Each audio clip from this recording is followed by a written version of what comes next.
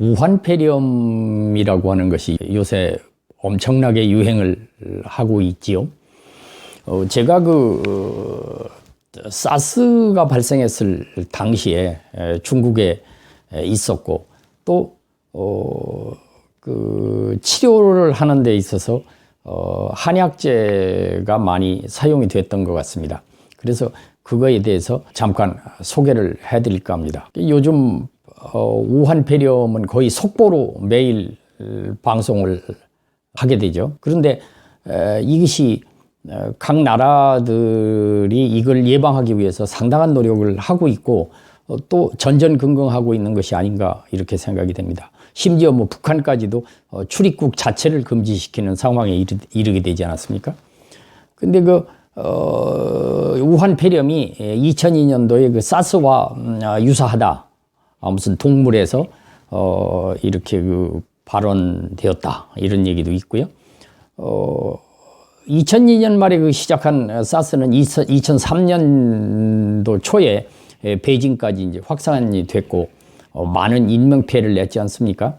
37개 국가에서 8,000명의 환자가 발생을 했고, 사망자만 770명에 이르렀던, 그러니까 거의 10%에 가까운 사람이 사망을 했던, 이런, 중국에서는 거의 재앙에 가까운 그런 심각한 상황이 아니었나 이렇게 생각이 됩니다. 제가 그 당시에 중국에 있었을 때 처음에는 신문이나 방송에 나오질 않았어요.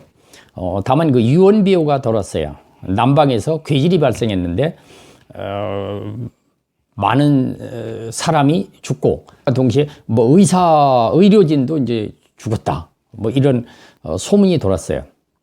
그 당시에 그런 유언비어가 돌면서 동시에 한약재가 감기 쪽, 독감 쪽에 쓰는 한약재들의 품귀 현상을 빚게 되고, 갑자기 가격이 오르는, 엄청난 폭등하는 이제 이런 상황이 생겼습니다.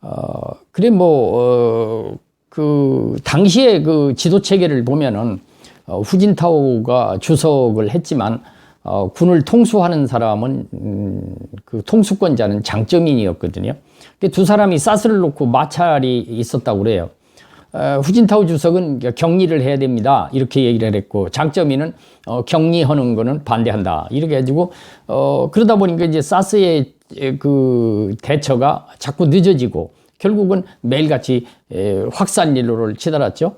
나중에는 남방에서 시작한 사스가 이 북쪽에, 그러니까 북경까지 이제 오게 되고, 북경에서 또 중남해에, 그러니까 장쩌민이 살던 중남해에도 결국 사스가 들어오게 됩니다. 그래가지고 다급한 장쩌민이 고향인 상해로 피난을 하고 모든 것을 후진타오에게 일임했다. 그래가지고 사스 정책을 위임받은 후진타오는 곧바로 이제 격리라는 극약 처방을 내립니다. 사스가 발생한 병원이라든지 사스가 발생한 모든 지역의 통행을 차단합니다. 얼마 지나지 않아서 사스는 잡혔고 안정을 찾게 됩니다. 제가 이제 한약재 관계를 그 당시에 하면서 어떤 상황이 있었는가, 또 한약재가 어떤 역할을 했는가, 이거에 대해서 잠깐 설명을 드리면, 약재가 엄청나게 폭등이 됐어요. 거의 몇십 배까지 오른 그런 약재들도 있었죠. 그런 약재들을 잠깐 소개를 해드리면은, 길경, 여러분들 잘 아시는 도라지고요. 그 다음에 관동화라는 게 겨울 동자를 써서 겨울을 지나면서 꽃이 피는 것입니다. 그러니까 감기에 도움이 되는가 봐요. 그 다음에 자완이라는 뿌리 약재, 그 다음에 패모라는 게 있어요. 패모라는 것은 그게 이제 굵은 것이 있고 작은 것이 있고, 그런데 작은 거는 이제 사천성에서 주로 나오거든요. 근데 이거는 천패모라고 그래가지고 값이 굉장히 높습니다. 그리고 우리가 수입해서 쓰는 거는 이제 저패모라고 그래가지고 절강성에서 나오는 패모를 쓰고 있죠. 그 다음에 피행인 이제 살구씨인데, 이 살구씨는 요즘은 껍질을 많이 까서 이렇게 쓰는데, 실제 살구씨는 껍질을 까지 않은 것이 감기에 더 효과가 있다고 그럽니다. 그 다음에 상백피, 이거는 뽕나무 뿌리 껍질이죠. 이거는 오래된 감기라든지 그 기침하는데 특히 도움이 되고, 갈근이라는 게 이제 칙 아닙니까? 칙. 그 다음에 강할, 그 다음에 독활. 독활을 우리는 땅두릅이라고 그래요. 중국에서 쓰는 독활과 우리가 쓰는 독활이 좀 품종은 다릅니다. 다른데 아무튼 그 땅두릅 그 자체도 효과가 있다. 그다음에 이제 방풍도 중국에서는 그 야생 방풍이 그 동북 쪽에서 나오는 거, 내몽고 쪽에서 나오는 거 이게 있는데 이것이 가격도 높고 품질이 아주 좋은 걸로 되어 있습니다. 그러나 우리나라에서 쓰는 방풍은 그 식방풍이라고 그래갖고 재배한 걸 쓰고 있고요. 그다음에 어떤 사람은 이제 원방풍을 쓰는데 원방풍은 북사삼이라고 그래가지고 일종의 뭐 우리가 더덕 사삼 이러지 않습니까? 그 다음에 진피는 우리가 귤 먹잖아요. 귤 껍질이고 그 다음에 전호, 그 다음에 자소엽이라는 게 깻잎하고 비슷해요. 그 색깔만 그러니까 보라색인데 그 깻잎 사촌이라고 봐야 되죠. 이게 감기에 도움이 되고요. 그 다음에 이제 천궁하고 지각. 이렇게 되어 있습니다. 그 다음에 이 감기라는 게 면역력이 약해서 오기 때문에 그 감기 약만 쓰는 게 아니고 면역력을 높여주는 약제와 감기 약하고 같이 이렇게 처방을 하게 됩니다. 근데 그것이 대체적으로 육미지황탕 계열인데 숙지황, 그 다음에 용안육, 그 다음에 구기자, 복령, 산수유, 목단피, 그리고 택사, 그 다음에 산사, 뭐 이런 약들이 주로 쓰여지고요. 그 다음에 이제 박하사탕하는 박하엽, 그 다음에 감초, 그 다음에 기타 처방으로는 이제 생강이라든지 대추라든지 또 팥뿌리 이런 것도 감기 환자에게 처방으로 쓰죠. 그리고 그 당시에 그 사스가 유행할 때에 한의사들이 이것이 효과가 있을 것이다. 뭐 이렇게 발표한 그런 약자가 있어요. 그것이 창출, 그 다음에 관중, 금은화, 맹문동, 반하, 뭐 동충하초 이런 게 있습니다. 그러니까 맹문동이나 금은화는 이것이 다 겨울을 잘 참고 견디기 때문에 감기에 쓰이지 않느냐 이렇게 생각이 되고요. 동충하초도 마찬가지 아닙니까? 동충, 겨울에 동충, 그다음에 여름에 하초, 그러면 풀이고 여름 풀이고 벌레란 말이죠. 이것이 감기에 도움이 되고 면역력을 높이는데 아주 도움이 된다. 그래가지고 덩샤오핑이 아주 즐겨 먹었다고 그러죠.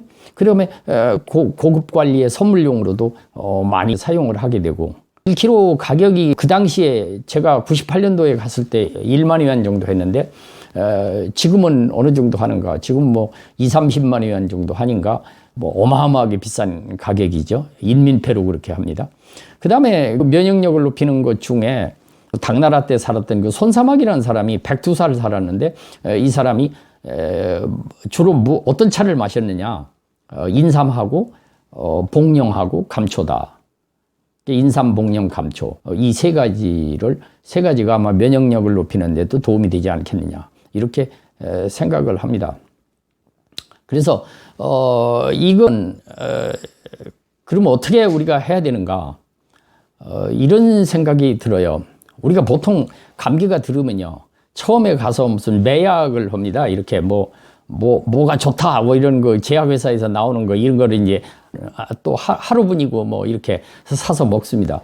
먹다가 며칠이나 잘 안 나오면은 약국에 또 가서 약사한테 내가 감기가 들었는데 약을 주세요. 그래갖고 또 며칠 먹어요. 그럼 어지저지하다 한 일주일 되면은 이제 기침이 나오고 그때부터 또 감기가 잘 낫지 않습니다. 그러면 이제 그때서 병원에 가게 되는 것이 아닌가. 그러다 보니까는 이제 거기에 감기가 더 진전돼 가지고 폐렴으로도 오고 그래서 병원에서 치료를 해도 잘 낫지 않는 것이 아닌가 이렇게 생각을 합니다. 그래서 이런 얘기가 그 사스 뒷얘기인데 남방의 어떤 한방병원에 대한 거를 제가 중국에 있을 때 방송을 보고 들은 얘기입니다만은 그 사스 그 시기에 한방병원에도 사스 환자가 많이 발생했답니다. 환자도 생기고 의료진 그 병이 생겼죠. 그랬는데 그 사람들이 한 사람도 안 죽었다고 그래요. 그거 왜 그랬을까? 아마도 그 한방약제가 효과가 있었던 거 아니냐. 이제 그 당시에 방송을 하던 방송국 PD는 이제 그렇게 진단을 하고 그렇게 평가를 했습니다. 사실 사스라는 그 병원체를 그 발견하는 것은 의사잖아요. 중국에서는 시의라 그래가지고 서양 의사를 얘기하죠. 의사가 발견하지만 치료 과정은 한방 쪽에서도 상당한 공헌을 하지 않았을까, 이렇게 중국 사람들은 이야기를 하고 있습니다. 그래서 이런 생각을 해봅니다. 혹시 그 독감이나 감기에 효험이 있는 그런 약제를 우리가 생활 속에서 미리 준비를 했다. 또 면역력을 높이는 약제와 같이 해서 준비를 해놨다가 혹시라도 어떤 상황이, 안 좋은 상황이 생기면 곧바로 그 약을 복용한다면 오히려 그 병을 고치는데, 키우지 않고 병을 고치는데 도움이 되지 않을까, 이런 생각을 합니다. 이번에 그 중국에서 중국인들이 그 보면 이 우한폐렴에 대한 그 대책이나 이런 것이 사스를 경험했음에도 불구하고 이 대책은 좀 소홀히 하고 늦은 감이 있다. 그때 차라리 발생했을 당시에 긴급히 이거는 심각하다 이래가지고 해야 되는데 그 당시에는 그렇게 심각하게 생각하지 않았던 거 아니냐. 결국은 늦은 감이 있습니다. 그리고 우리 정부에서도 아마 여기에 대한 대책을 매일 세우고 이렇게 하고 있습니다. 그러나 이것이 만약에 1명, 2명 생겼을 때 큰 문제 아닐 수도 있지만 많은 환자가 생겼을 때는 어떻게 할 거냐, 병원이 감당하겠느냐, 이런 정도로 위험스러운 상황이 생길 수도 있다 하는 얘기입니다. 그렇기 때문에 이거는 무슨 정부나 병원에다 이렇게 뭘 맡기는 게 아니라 우리의 건강 문제니까 우리 스스로 위생관리를 좀 철저히 하고 특히 그 초기에 치료하는 거, 그 다음에 면역력이 약한 노약자는 더욱더 조심하면 어떨까, 이런 생각이 듭니다. 우리는 그 우한폐렴이 곧바로 끝날 일이 아니고 어쩌면 이제 시작인지도 모른다, 이런 생각이 듭니다. 아무튼 우리가 공포심을 갖는 거는 좋지 않지만, 그러나 이 병을 이것을 침착하게 우리가 대응을 해서 개개인이 이 건강관리에 힘쓰고 또 방역을 철저히 해서 이 문제를 해결했으면 하는 그런 생각이 들어서 오늘 잠깐 소개를 해드렸습니다.